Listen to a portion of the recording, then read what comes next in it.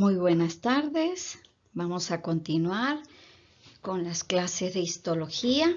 Hoy nos corresponde hablar del sistema reproductor femenino. Soy la profesora Nora Sánchez, la Cátedra de Histología, Universidad de los Andes, Facultad de Medicina Extensión Táchira. Muy bien.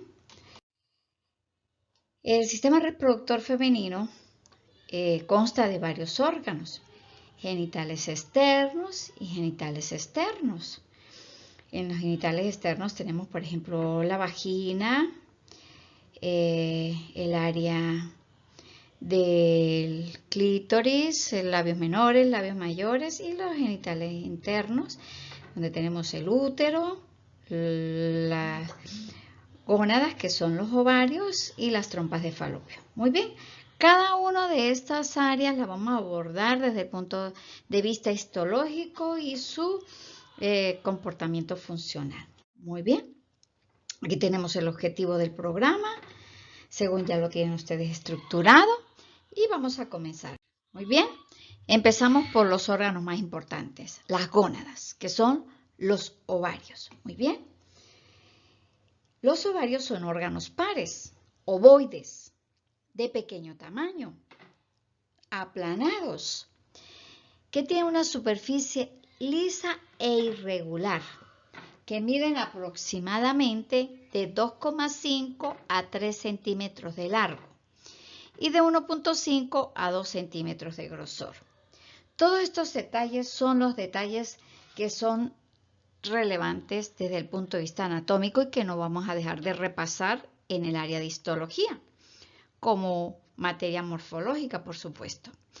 Ellos están situados en la cavidad pélvica y están suspendidos dentro de esta cavidad por ligamentos que están ubicados entre el útero y la pared de la pelvis.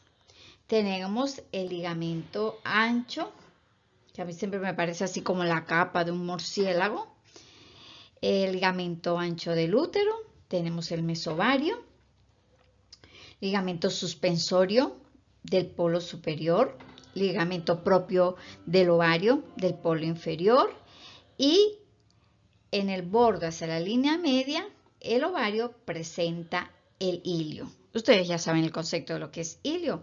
Es el sitio por donde entra la irrigación sanguínea, o sea, el sistema arterial, por donde sale el drenaje vascular, las venas, y por donde entran también las fibras nerviosas. Salen tanto lo que es terminal y lo que es aferente. Muy bien. Aquí tenemos una diapositiva donde vemos en un corte histológico toda la superficie del ovario. El ovario va a tener dos áreas, la parte periférica denominada corteza y la parte central denominada médula.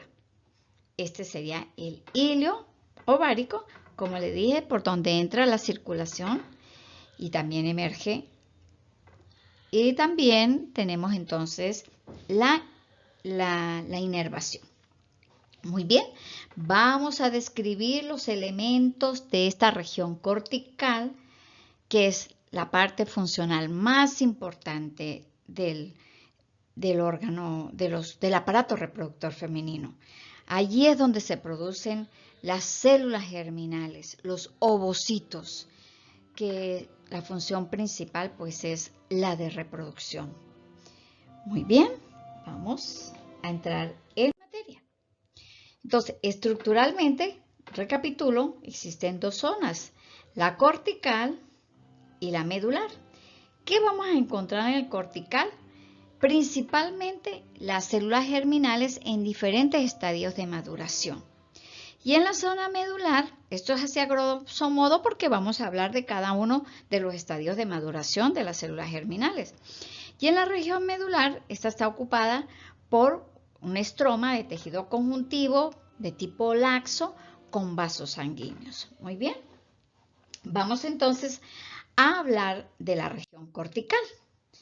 La región cortical va a estar bordeada por mesotelio, todos los órganos que ocupan nuestra cavidad abdominal, que ocupan nuestra cavidad pélvica, van a estar bordeadas por un mesotelio, que eso lo vimos muy bien en el tema de epitelios.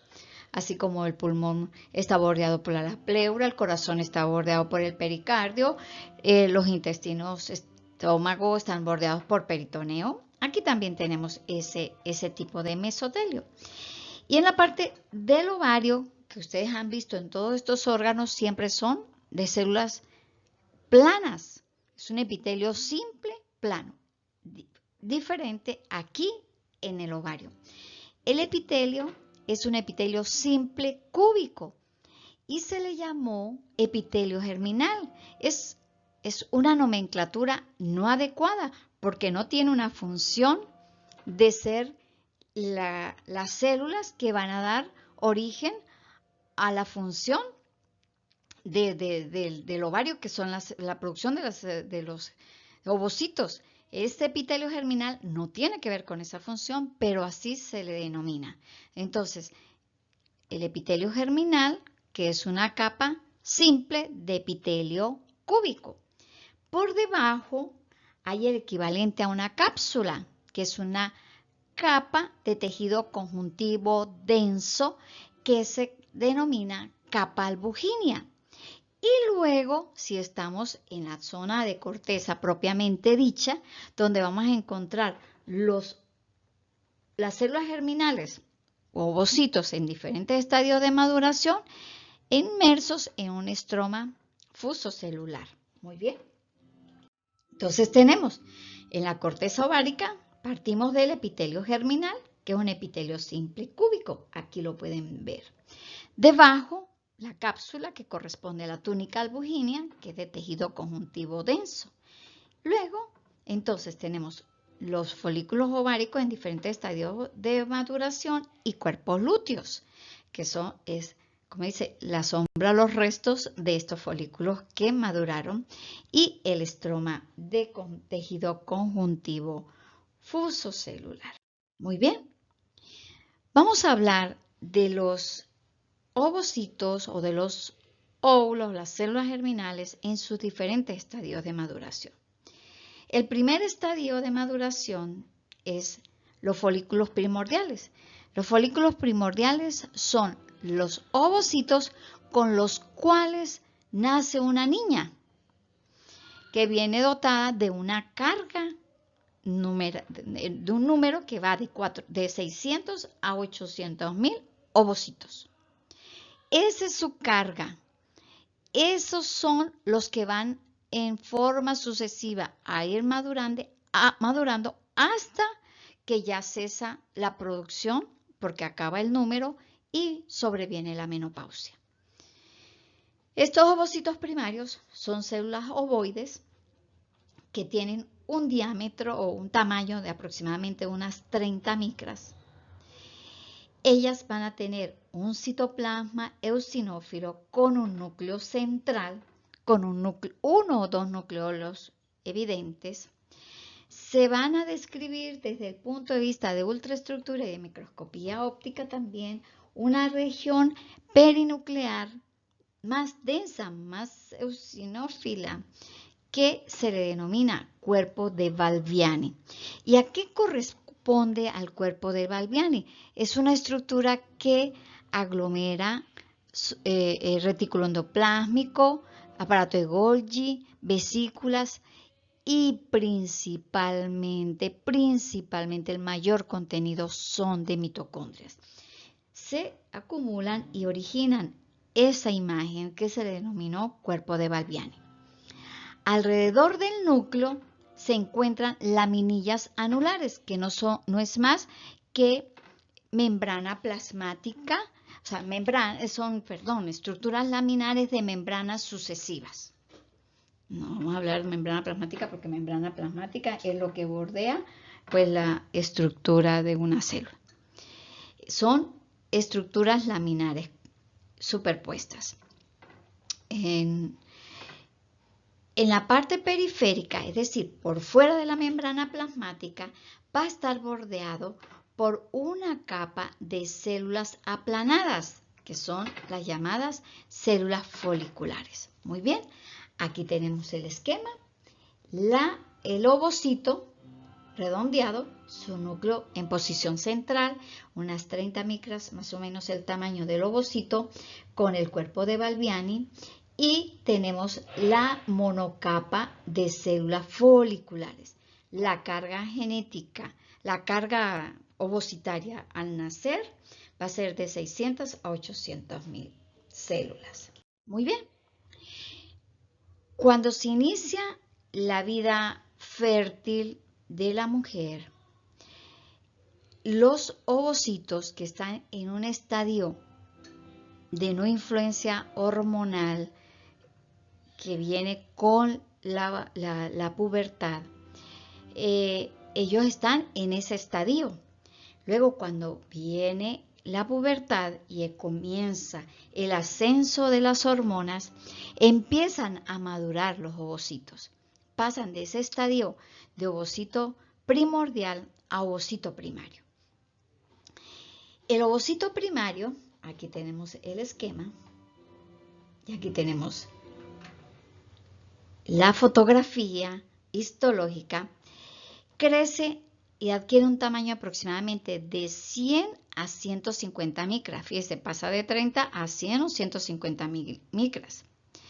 Las células aplanadas foliculares ahora adquieren una forma cúbica y empiezan a sufrir división celular.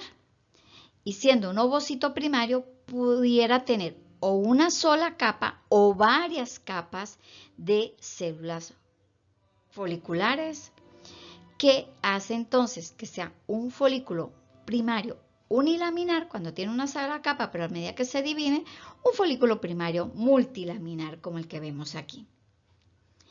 En esta fase de ovocito primario aparece la zona pelúcida. ¿Y a qué se refiere la zona pelúcida? Es una zona que desde el punto de vista histológico es rica en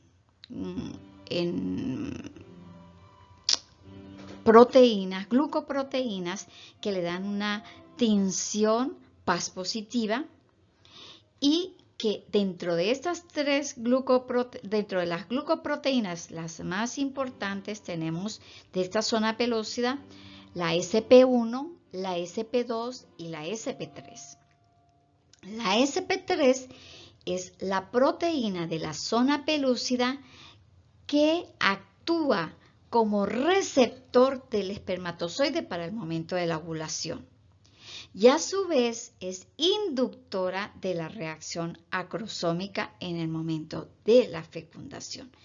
Por lo tanto, esta zona pelúcida es muy importante para la fecundación. Muy bien, aquí tenemos el esquema. Entonces, este sería un ovocito primario unilaminar. Este sería un ovocito primario multilaminar porque tiene varias capas. Aquí tenemos la fotografía donde vemos el ovocito con el núcleo central, su núcleo prominente, y estas células foliculares que ya no son planas, sino son cúbicas. Muy bien. Alrededor del ovocito primario, que ya hemos visto, la célula, el ovocito, las células foliculares, el estroma de tejido conjuntivo fuso celular se organiza a partir del ovocito, pero ya cuando este es multilaminar, es decir, cuando ya tiene varias capas de células, como aquí. ¿Ok? La que está en contacto con las células foliculares se le denomina teca interna. Esta teca interna va a contener fibroblastos, colágenos, vasos sanguíneos y células que adquieren características de ser secretoras de esteroides. Como ustedes lo recordarán, son células con un desarrollo importante del retículo endoplásmico liso. Estas células de la teca interna poseen receptores para la hormona luteinizante y bajo el efecto de esta hormona se estimulan para que en estas células de la teca interna se produzca andrógenos. Estos andrógenos después van a ser transformados a estrógenos, pero en esta capa, en esta región, se produce andrógenos bajo el efecto de la LH sobre las células de la teca interna. La teca externa es de tejido conjuntivo colágeno, fibras musculares lisas. No existe un límite claro entre la teca interna y la teca externa, pero sí entre la teca interna y la capa granulosa, que es como se le dice a las células foliculares que proliferaron y adquirieron esa forma cúbica. Esas son las células granulosas. Entonces, por fuera de las células granulosas hay un límite entre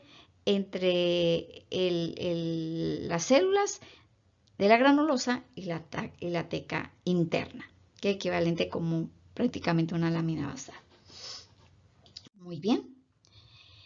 Luego de este ovocito primario que acabamos de describir, el folículo primario sigue creciendo. Y como dijimos, de 100, 150 micras ya va a pasar a nivel de ovocito secundario, adquiriendo un tamaño aproximadamente de 200 micras. Y este estímulo de crecimiento sobre el folículo, sobre el ovocito, lo hace bajo la acción de la hormona folículo estimulante producida en adenohipófisis, también por acción de factores de crecimiento como el factor de crecimiento epidérmico, el factor de crecimiento insulina-like o similar a la insulina y el ion calcio. Eso ocurre a nivel del ovocito. Va creciendo de tamaño bajo la acción de estos factores.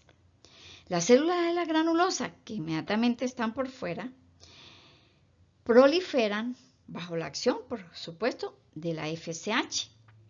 Y ellos desarrollan, estas células de la granulosa, receptores también para la luteinizante. En medio de estas células se van desarrollando espacios llenos de líquido folicular. O sea, ellas producen un líquido y lo secretan al espacio intercelular. Ese líquido folicular es rico en glicosaminoglicanos, en hormonas como la progesterona, el estradiol, la inhibina, la activina, la foliostatina. Fíjense, la inhibina y la activina tienen efectos contrarios. La inhibina inhibe la FSH y la activina estimula la producción de FSH. Estas células de la granulosa, bajo el efecto de la FSH, de la folículo estimulante, van a participar en una acción que es la conversión de los andrógenos que fueron sintetizados en la teca interna a que pasen a estrógenos. Y esto lo que hacen es aromatizar. Aromatizan los andrógenos y se transforman en estrógenos. Esto lo hacen las células de la granulosa bajo la acción de la hormona folículo estimulante. Conforme se va estas células de la granulosa vertiendo más líquido a los espacios intercelulares, entre ellas, van confluyendo más líquido, más líquido, más líquido y se forma un antro o cavidad. Como ven aquí, ya ustedes ven aquí que se ve espacios en medio de las células y aquí ya se ve una cavidad que va aumentando de tamaño y se va a denominar antro. Las células que quedan bordeando el ovocito se proyectan sobre el antro y forman el cúmulos ófuros, como lo ven en este esquema. Este es el ovocito, sigue rodeado por células granulosas, pero se forma una cavidad y estas células granulosas que bordean a el ovocito se denomina cúmulos ófuros. Las células granulosas que están dentro de este cúmulo ófuros, pero que están inmediatas a la zona pelúcida, que sería como la región de la membrana del ovocito, forman lo que denominamos la corona radiada. Entre las células granulosas también se pueden observar unos cuerpos Paz positivo, muy acidófilos, que se denominan cuerpos de Karl-Exner y lo pueden conseguir también como vacuolas de Karl-Exner, que son secretados por estas células granulosas y que contienen hialuronano y proteoglicano, por eso son Paz positiva. Al final de esta etapa de desarrollo y crecimiento del ovocito, que estamos a nivel ya del secundario, al final de esta etapa, las células de la estroma, que estábamos hablando, teca interna y teca externa, aumentan de tamaño y se invaden de más vasos sanguíneos, especialmente la teca interna. La capa de la granulosa, o sea, esa zona es avascular. La zona vascularizada es la teca interna, la que penetra en los vasos sanguíneos, vamos a decir, en la continuidad próxima a la zona de las células granulosas, o sea, la parte más interna de la teca interna. Muy bien. Luego viene en el proceso de maduración, luego de ovocito secundario o antral, a ovocito maduro o ovocito de Graf o folículo de Graf.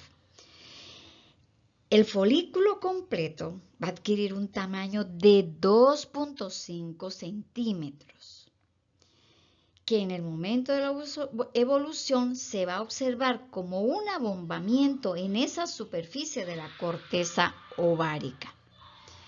La inhibición. Muy bien, entonces el ovocito maduro o de Graf va a alcanzar un diámetro de 2,5 centímetros en el momento que ocurre la ovulación.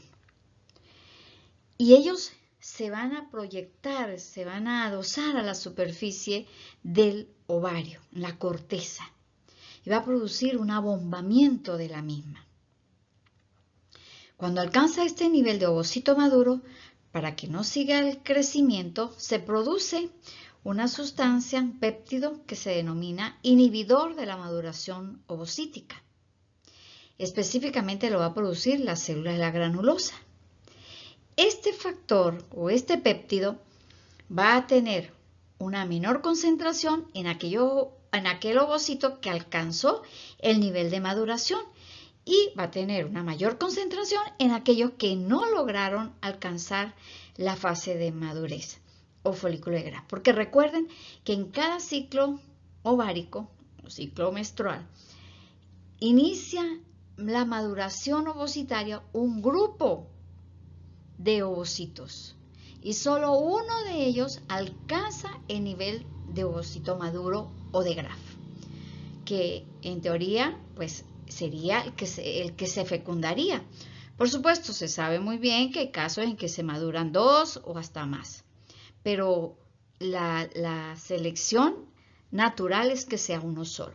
Entonces, aquel que alcanza la maduración tiene una menor concentración del péptido inhibidor de la maduración ovocítica, y el que tenga mayor concentración pues son aquellos que no alcanzaron la madurez. La formación de líquido se continúa en medio de las células granulosas y a nivel del cúmulo ófuros, que saben muy bien que son las células granulares que bordean el ovocito, cúmulos ófuros,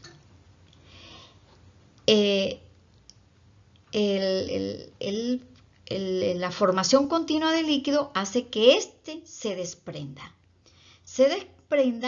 y quede en esta cavidad nadando con la corona radiada de células. Entonces, estos ovocitos maduros van simultáneamente, pues en el sistema, a nivel sistémico, ocurre un aumento de estrógenos a nivel folicular y sistémico, como le acabo de decir. Hay un aumento de la sensibilidad a la hormona liberadora de gonadotrofinas. y 24 horas antes de la ovulación ocurre una liberación masiva de hormona luteinizante o LH, que inhibe las células de la granulosa para la producción de estrógenos. Es decir, 24 horas antes, cuando hay el pico de LH, esta va a hacer que se inhiba la producción de estrógenos. La ovulación ocurre en el día 14 del ciclo, en un ciclo de 28 días, en donde los estrógenos son producidos generalmente por el folículo de Graf, pero también lo van a producir los folículos que alcanzaron al nivel secundario, que no llegaron al nivel de maduración. Entonces, en este momento de la ovulación, saben que se detiene la descarga de FSH y la descarga de LH, y en cambio sí se descarga LH en la hipófisis, que es el pico que se produce en este momento. El sistema reproductor femenino vamos a tener el ciclo ovárico y el ciclo uterino, bajo las influencias de las hormonas que se producen.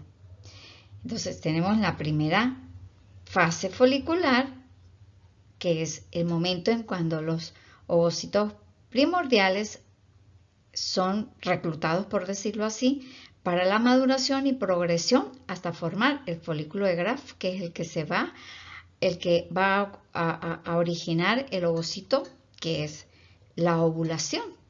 Y luego viene la fase lútea.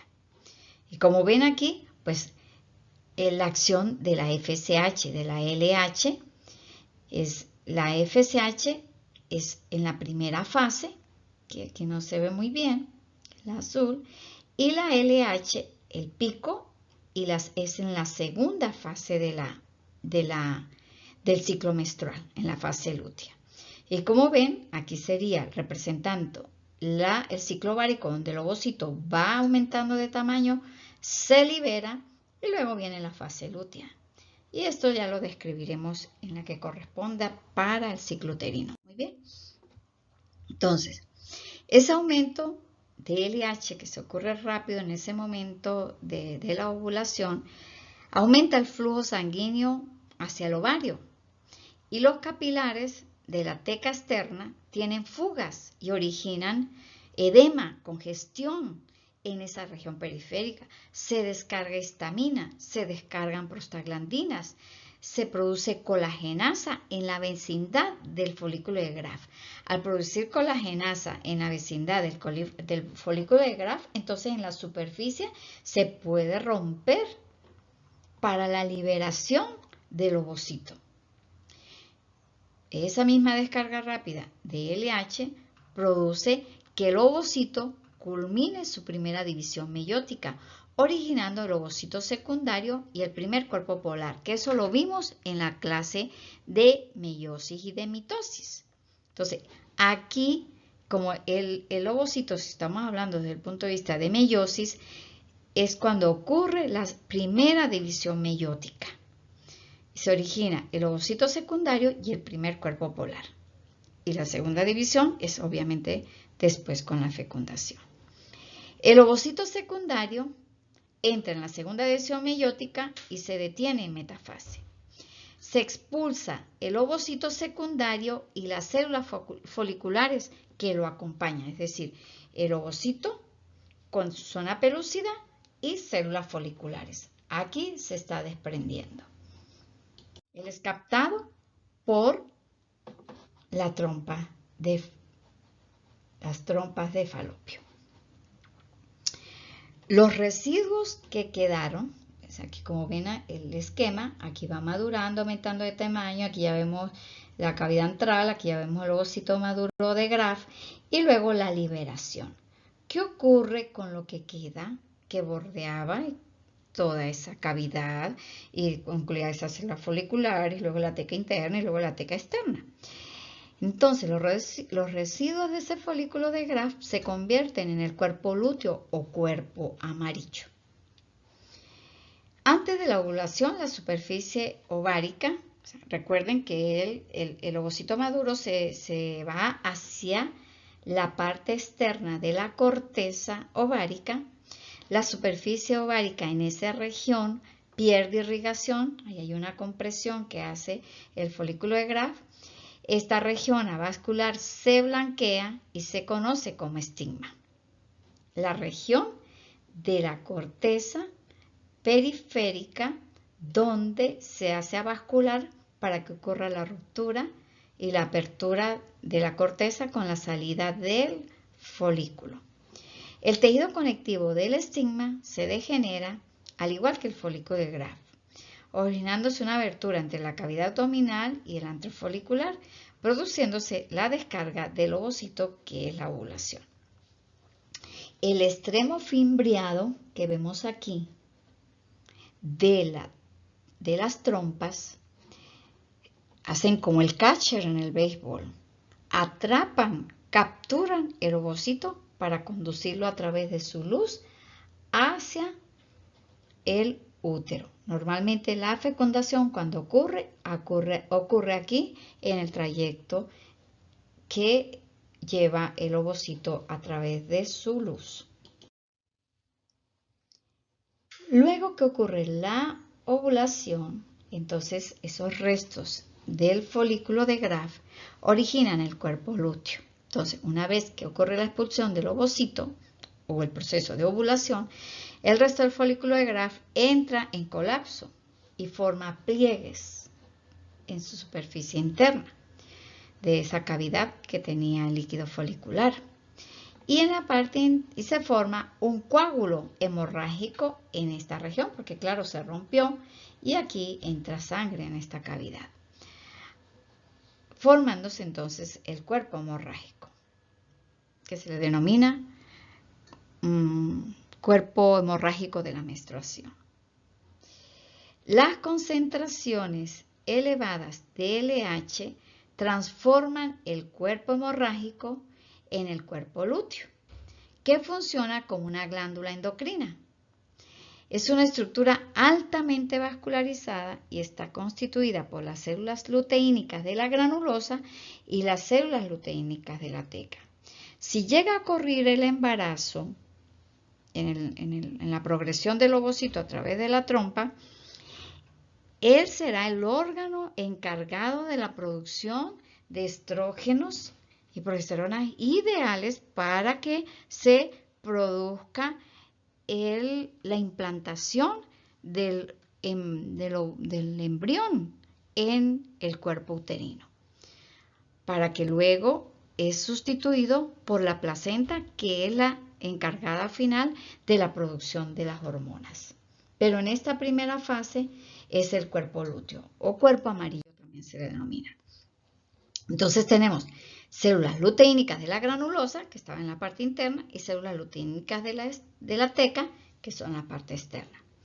Las luteínicas de la granulosa constituyen el 80% de las células del cuerpo lúteo y se localizan en el centro del cuerpo. Son células grandes, de aproximadamente 20 a 40 micras. Son pálidas. Recuerden que son células que van a producir hormonas esteroideas y por lo tanto el predominio de ellas es de retículo endoplásmico liso. Ellas a la microscopía electrónica poseen largas microvellosidades y las características típicas de células secretoras de esteroides. Producen progesterona y transforman los andrógenos que se han producido a nivel de la teca en estrógenos. Saben muy bien que es por un proceso de aromatización. Las células luteínicas de la teca, que son un menor volumen, un 20%, se van a localizar en la periferia del cuerpo lúteo, son más oscuras y pequeñas. Producen progesterona y algunos estrógenos y andrógenos. Pero recuerden que el mayor volumen va a ser en las cuerpos luteínicos de la granulosa. Seguimos con el cuerpo lúteo. La progesterona y los estrógenos que se producen en el cuerpo lúteo inhiben la producción de FSH y de LH. La ausencia de FSH impide el desarrollo de nuevos folículos en ese momento. La ausencia de LH degenera el cuerpo lúteo y se forma el cuerpo lúteo de la menstruación. Perdón, aquí el cuerpo lúteo de la menstruación. se sobreviene, si se ocurre un embarazo, este cuerpo lúteo se transformará en el cuerpo lúteo del embarazo, encargado de la producción de estrógenos y progesterona necesarios para la implantación y desarrollo del embrión en la primera fase del embarazo, que luego será sustituido por la placenta. Muy bien. ¿Qué es el cuerpo albicans? Fíjense, todo esto estamos hablando de corteza ovárica. Y el folículo, cómo se transforma, cómo es su progresión para la maduración, formación y liberación del ovocito, y luego con lo que queda, que son el cuerpo lúteo y luego el cuerpo lúteo hemorrágico, de la menstruación, y luego el cuerpo blanco o albicans. El cuerpo lúteo de la menstruación o de embarazo es invadido por fibroblastos, se vuelve fibrótico y deja de funcionar, es decir, ya no va a haber más producción hormonal. Sus residuos sufren autólisis y los fagotizan los macrófagos. Los folículos atrésicos se refiere a aquellos folículos que empezaron el proceso de maduración, pero que no alcanzaron el nivel de folículo maduro y se retraen.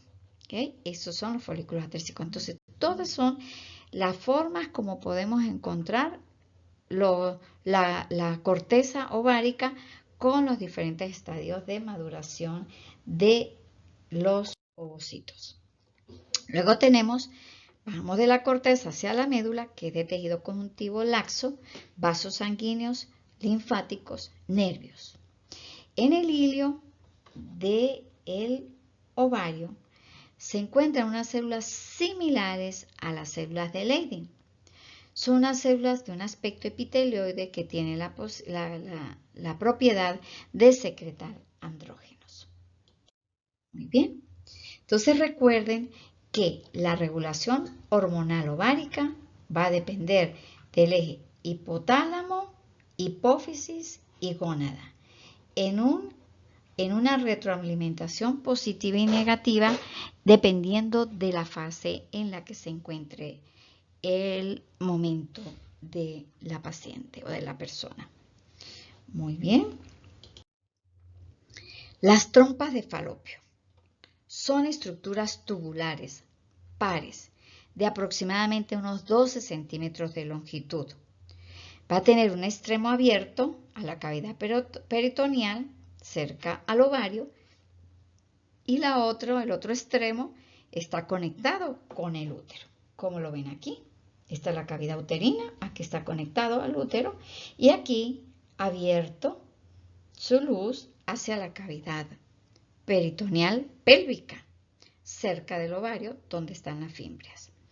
Presenta 4 regiones. El infundíbulo, que es el extremo abierto y que termina en proyecciones bordeadas llamadas fimbrias, es decir, a este nivel. La ampolla, que es la zona ensanchada, donde se considera que es donde ocurre la fecundación.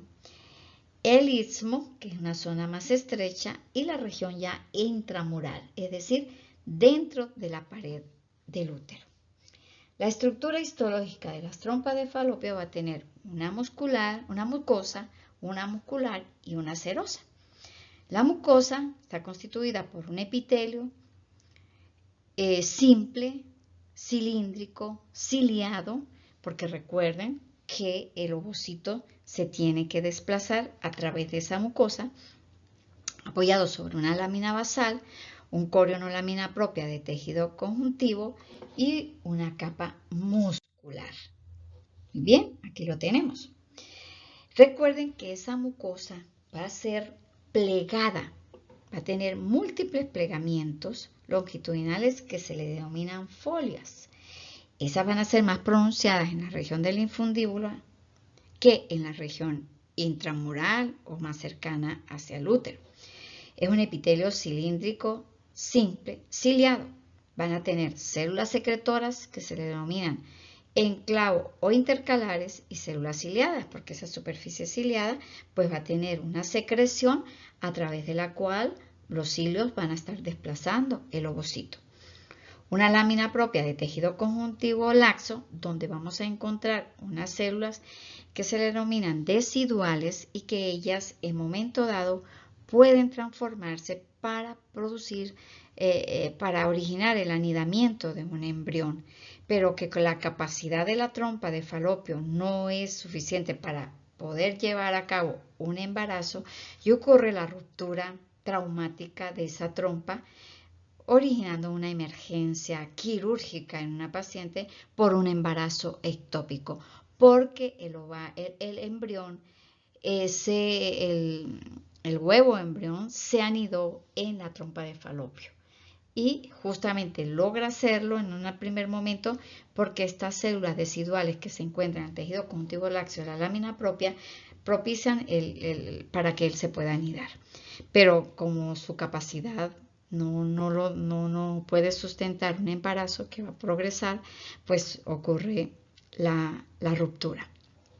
Luego tenemos la capa muscular, que va a tener una interna circular, la disposición de las fibras musculares lisas, y una externa longitudinal. Por fuera tenemos la serosa, que como es un órgano que está en una cavidad, pues tiene en la parte más superficial un mesotelio, un epitelio simple plano que se apoya sobre un tejido conjuntivo laxo. Vamos a hablar ahora del útero. El útero es un órgano musculoso que tiene forma como de una pera, así, invertida. Es hueco, es decir, tiene una cavidad. Está situado en la pelvis, entre la vejiga y el recto. Se divide en tres partes: el cuello, luego tenemos el istmo y el cuerpo. La estructura histológica va a estar conformada por la mucosa, que se le denomina endometrio, la capa muscular o media, que se le denomina miometrio, y la parte serosa, que sería el perimetrio. Muy bien, vamos. En esa estructura histológica, la mucosa, que es el endometrio, va a tener un epitelio simple cilíndrico que tiene células secretoras y células ciliadas. Este epitelio se apoya sobre una lámina basal, luego viene el corion o estroma de tejido conjuntivo denso. El epitelio se invagina y forma glándulas que son tubulares simples ramificadas. Y vamos a encontrar, por supuesto, arterias, y estas arterias en este corion o lámina propia va a originar dos estratos, dos niveles: el estrato basal y el estrato funcional. El estrato basal es profundo, es la zona regeneradora e irrigada por las arterias rectas, ramas de las arterias arqueadas. Y el estrato funcional es el estrato más superficial, hacia la luz del endometrio, hacia la superficie, y es la descamativa, es decir, la que en cada ciclo menstrual se pierde, la que se llora, por decirlo de una manera romántica, con la menstruación. Ella es irrigada por numerosas arterias helicoidales que se originan de las arterias arqueadas. Entonces, fíjate, el estrato funcional está irrigado por las arterias helicoidales. Sí, son ramas de las arqueadas. Y la zona basal o más profunda, que no se pierde durante el ciclo menstrual, es irrigada por las arterias rectas, que también son ramas de las arterias arqueadas, pero llegan hasta este nivel. A un nivel más superficial llegan las helicoidales, que son las que irrigan el estrato funcional. El espesor del endometrio va a variar y la forma de las glándulas dependiendo del ciclo o de la fase del ciclo en que se encuentre la mujer.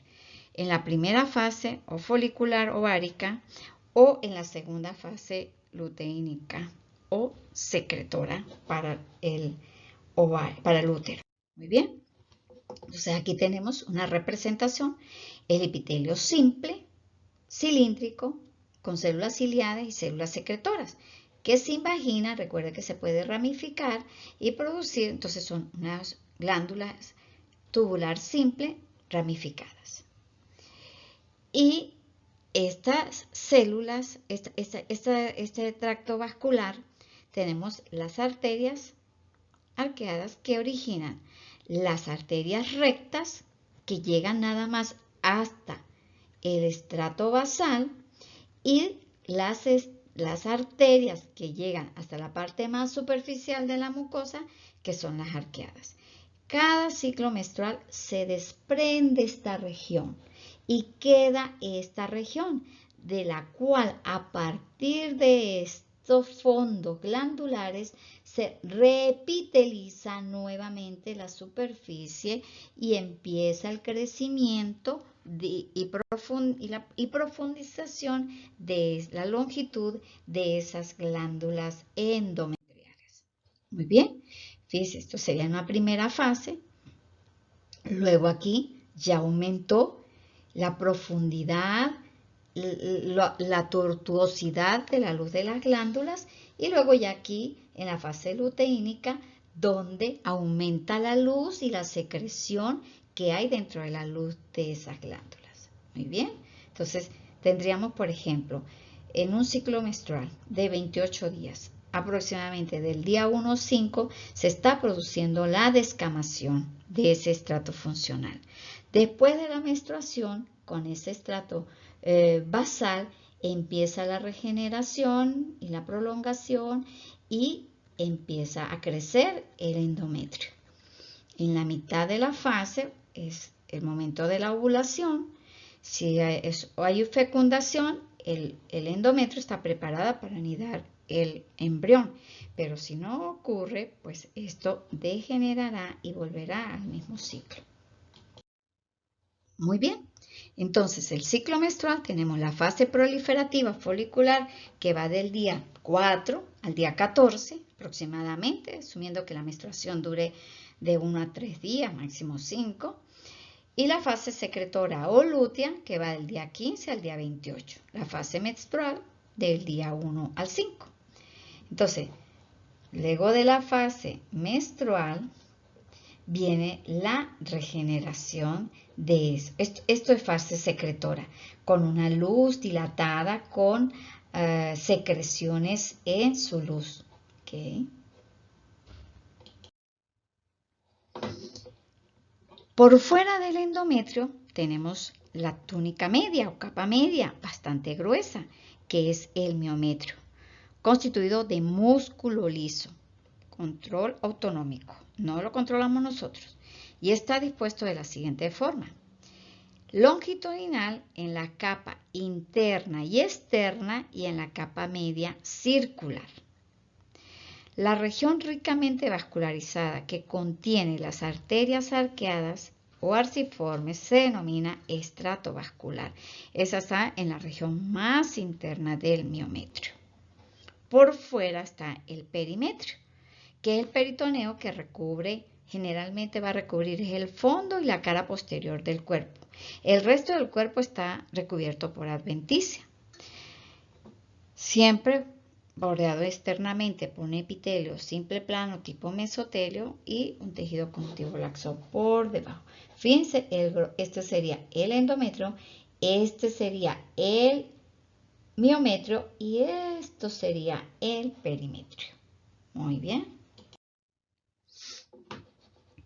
El cuello uterino, que es la porción inferior del útero, protruye hacia la vagina. Si usted introduce un espéculo, así es como va a ver el cuello uterino, con un orificio central y una prominencia o algo que protruye hacia la cavidad vaginal. Muy bien. Él va a tener el endocervix y el exocervix. El exocervix es la parte que aquí la vagina se continúa y lo bordea. Y luego llega a este punto donde ya se introduce para denominarse endocervix. ¿Cómo es el epitelio del endocervix? Es un epitelio cilíndrico, simple, secretor, como el que veníamos de endometrio. o sea, un epitelio simple cilíndrico y tiene una capacidad de producir secreciones. Se apoya sobre una lámina basal, como todo epitelio, un corion de tejido conjuntivo denso con glándulas mucosas, porque este epitelio se invagina para formar las glándulas endocervicales. Las glándulas endocervicales son las encargadas de la lubricación vaginal. La vagina no lubrica, no tiene glándulas, así se lubrica, pero el producto de secreción que la lubrica viene del endocervix, no del exocervix y no de la propia vagina. Hay una zona de transición epitelial que es donde ocurre de manera abrupta el cambio de epitelio, de un epitelio simple, cilíndrico, que es el de endocervix, a un epitelio estratificado, plano, no queratinizado, típico de la cavidad vaginal. Estas células del exocervix son muy ricas en glucógeno. La presencia de ese glucógeno justamente se usa en la prueba de Schiller, que se tiñe el cuello con el Lugol y las células normales y sanas se colorean y adquieren la coloración del Lugol, pero células que puedan tener infección viral por el virus del papiloma humano no se van a teñir y de esta manera los ginecólogos pueden predecir si hay un problema en el cuello uterino. Las invaginaciones que ocurren en el endocervix para formar las glándulas en algunos momentos pueden dilatarse, acumular secreciones y originan los denominados quistes de Navet, que son quistes mucosos. Entonces aquí tenemos, esto es endocervix, se invagina y ven ustedes las luces glandulares de las glándulas cervicales. Y luego aquí la transición abrupta a un epitelio estratificado plano, que lo ven aquí, con papilas, tejido conjuntivo, debajo es un epitelio de varias capas de células y las superficiales son de forma plana. Muy bien. Tenemos la vagina. Es el órgano copulador. Es un tubo, es un órgano tubular, músculo membranoso, de una longitud de 5 a 9 centímetros que se extiende desde el útero hasta el vestíbulo, hasta la vulva. Es el órgano copulador y forma parte del canal del parto. Aquí tenemos entonces, esta es la vagina. Y aquí pues está la región vulvar. Muy bien. ¿Cómo es la estructura histológica de la vagina? Va a tener un epitelio, que ya se los repetí hace un rato cuando hablé de cómo era la mucosa del exocervix. Es un epitelio estratificado plano, no queratinizado. Va a haber una superficie irregular, que son las arrugas vaginales que existen pues, para el momento de la copulación. Ella tenga la capacidad de elongarse. Se apoya sobre una lámina basal epitelial normal, como todo epitelio, un corion o lámina propia de tejido conjuntivo laxo, con fibras elásticas y no posee glándulas. Vuelvo a repetir, esta es una pregunta de examen. La lubricación no depende de glándulas a nivel vaginal. La lubricación depende de las glándulas cervicales del cuello uterino, lo que es endocervix. Luego viene la capa muscular, músculo liso, interna circular, externa longitudinal, y hacia el introito hay fibras musculares estriadas que forman el esfínter, es decir, en la zona inicial de la vagina hay músculo estriado esquelético, ese sí es voluntario, ese sí se puede contraer a nuestra voluntad y van a formar un esfínter. La adventicia de tejido conjuntivo denso. Muy bien. Vamos entonces ahora para los genitales externos. Los genitales externos, pues lo primero que tenemos cuando entramos siempre es el vestíbulo. Cuando hablamos de el vestíbulo, vamos a encontrar el meato uretral, que es la desembocadura en la vagina de la uretra, por donde se produce la micción. Tenemos también las glándulas vestibulares de Bartolini y de Skene.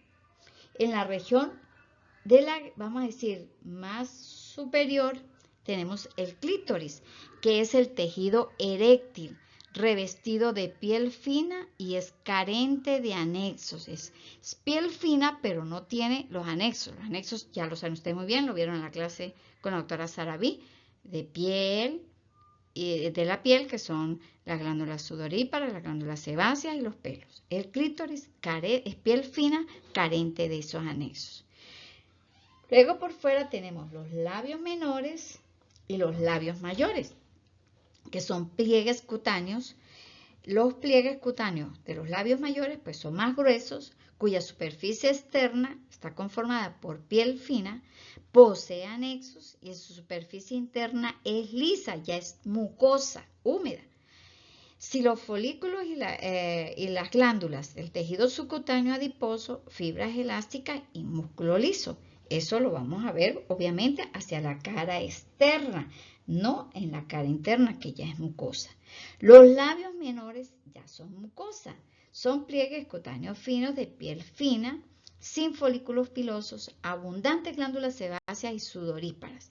Es ya una superficie húmeda, no posee folículos pilosos y tiene abundantes glándulas sebáceas y glándulas sudoríparas. Muy bien. Ahora vamos a ver la glándula mamaria. Muy bien, que es tema que forma parte de esta clase. La glándula mamaria es un par, son dos. Son ubicadas en la pared anterior del tórax. Son glándulas de tipo exocrino. Según la clasificación, de acuerdo al túbulo, a la región excretora y secretora, es túbulo alveolar compuesta. Eso lo vimos en la clase como un ejemplo de glándula túbulo alveolar compuesta a la glándula mamaria. Su desarrollo está en relación con las etapas reproductivas de la mujer. Durante la infancia, ellas no sufren cambios, sino cuando la niña entra en la pubertad y en el desarrollo de sus caracteres sexuales secundarios. Muy bien. La glándula mamaria va a poseer el pezón y la areola. Es una piel circular intensamente pigmentada, cubierta de epitelio estratificado plano con papilas dérmicas muy pronunciadas y alargadas y glándulas sebáceas y glándulas sudoríparas. Y va a tener las glándulas de Montgomery, que son unas glándulas intermedias entre glándula sudorípara y la verdadera glándula mamaria. En el pezón se van a desembocar 12 a 20 conductos galactóforos, porque a la final la glándula mamaria es el conjunto de 12 a 20, es decir, de 15 a 20 glándulas mamarias y que drenan de forma independiente en el pezón, así como una regadera. En forma independiente, cada glándula va a tener su propio conducto galactóforo que va a drenar en el pezón. Hacia la profundidad de el areola y el pezón, vamos a encontrar músculo liso que va a tener disposición circunferencial, pero también radial en un sentido longitudinal en medio de los conductos galactóferos. Entonces aquí vemos, por ejemplo, el pezón y aquí vemos los conductos galactóferos dirigiéndose en forma independiente hacia la superficie. ¿Okay? Y las fibras de músculo liso que discurren en este sentido. También las hay circular. ¿Cómo es la organización histológica de la glándula mamaria? Están constituidas por lóbulos y lobulillos. Los lóbulos son aproximadamente de 15 a 20 lóbulos, como le dije, de 15 a 20 glándulas. De lo que es parénquima, que es el área funcional, o sea, lo que es propiamente glándula, adenómeros y conductos excretores. Están separados por tejido conductivo denso y rodeados por tejido adiposo y células musculares lisas.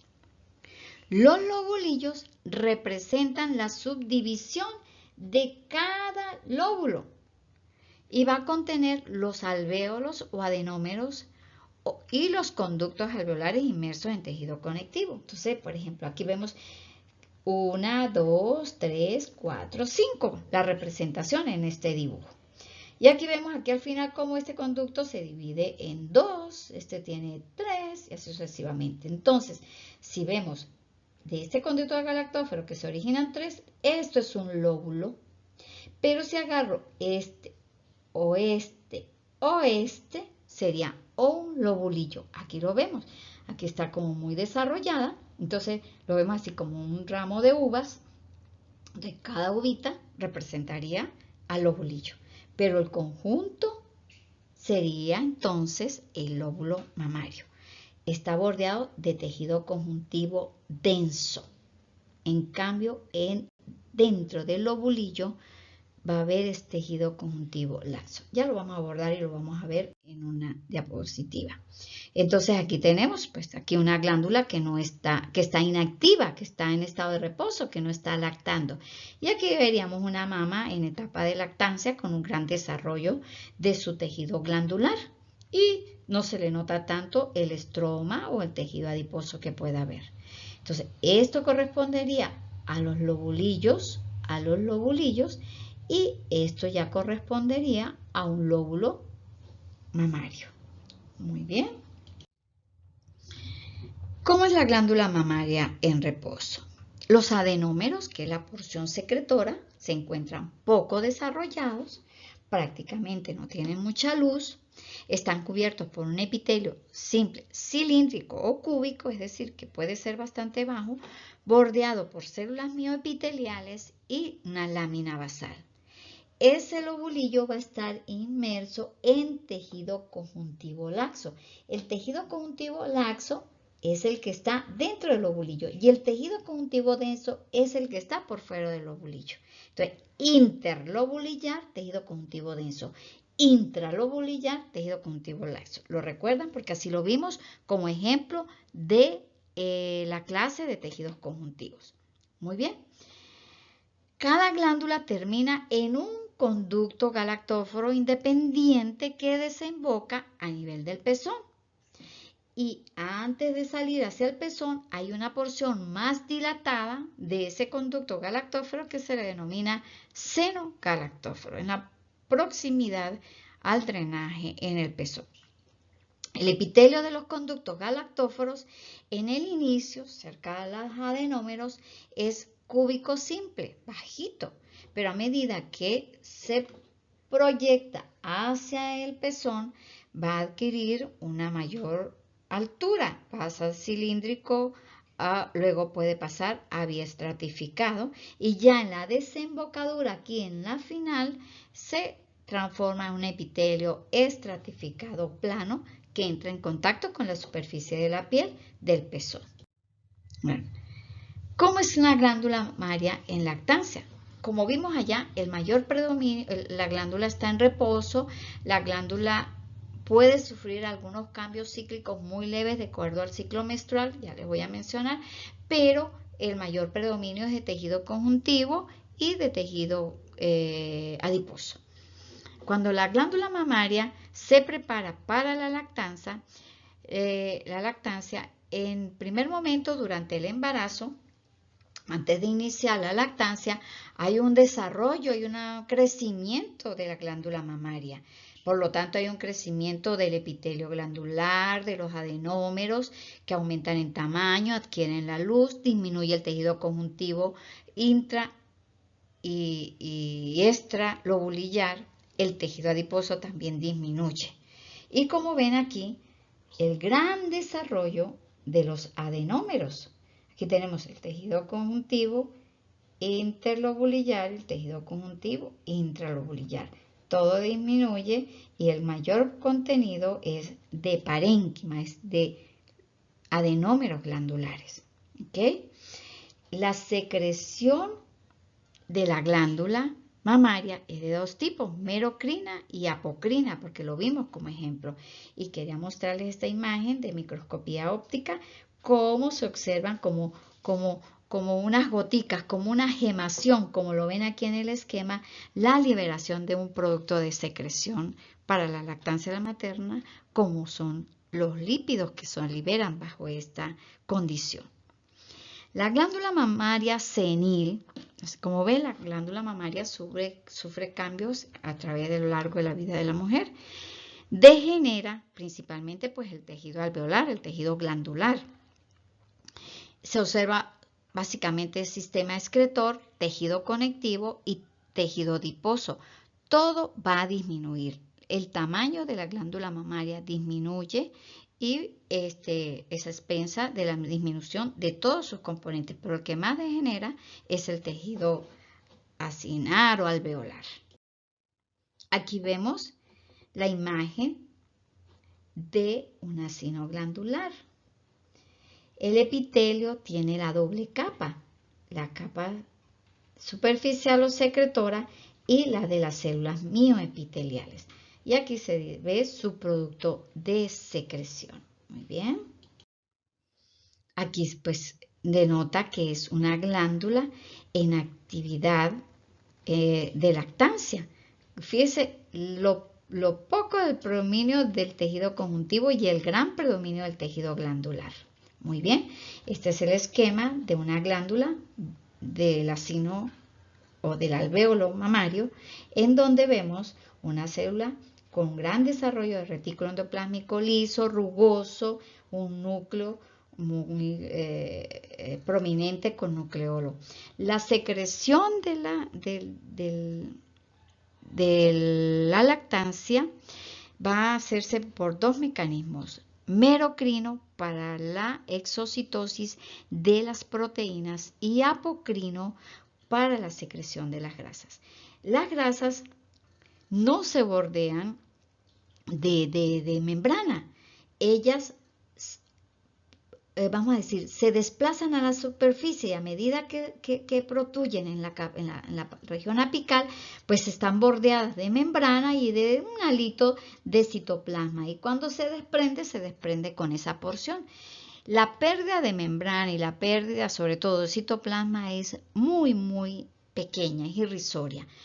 Por eso se llama apocrina, porque hay liberación de citoplasma junto con la secreción de tejido, de lípidos. ¿Cómo ocurre la regulación hormonal de la glándula mamaria? Fíjese. En la pubertad, el aumento de tamaño es bajo la influencia de la liberación de estrógenos y progesteronas. Durante el ciclo menstrual, una mujer que no se embaraza y que no se está preparando para la lactancia, sufre pequeños cambios durante el ciclo menstrual. En la primera fase o folicular, los adenómeros pues, aumentan un poquito de tamaño, pero su luz se estrecha. En la segunda fase, la luz se hace más dilatada, las células se hacen más secretoras y luego, si no ocurre embarazo, pues eso degenera por apoptosis. Pero si ocurre el embarazo y ya estas glándulas mamarias se preparan para la lactancia, pues empieza bajo la influencia de las hormonas estrógenos y progesterona, la proliferación del tejido mamario, especialmente del tejido glandular, de lo que es parénquima. La regulación de la lactancia tiene que ver con un sistema de neurohormonal. O sea, tiene que ver con tejido nervioso, pero también con hormonas que lo producen neuronas. Y entonces está bajo el control del hipotálamo y la adenohipófisis. Una vez que la glándula mamaria adquiere el tamaño y ha proliferado sus adenómeros, sus conductos excretores, y ocurre durante el embarazo, pues está bajo la influencia de estrógenos y progesteronas, que son los que producen estos cambios. Los estrógenos y progesteronas que se producen durante esta etapa mantienen una inhibición de la liberación de prolactina, que es la hormona de la lactancia. Recuerden que la prolactina es un mecanismo de control inhibitorio, es decir, el hipotálamo secreta, es un factor inhibidor de liberación de prolactina. Durante el embarazo se mantiene esto tal cual, o sea, hay una inhibición de la producción de prolactina. Cuando cesa la producción elevada de estrógenos y progesterona porque ocurrió el parto, entonces queda desinhibida y la inicio de la succión aumenta entonces la producción de prolactina y de oxitocina. Por la succión del bebé produce un estímulo a nivel de la hipófisis para que se libere oxitocina. Recuerde que esas son neuronas que están ubicadas en el hipotálamo. Las de la oxitocina descienden por el infundíbulo hasta la neurohipófisis, donde liberan la oxitocina.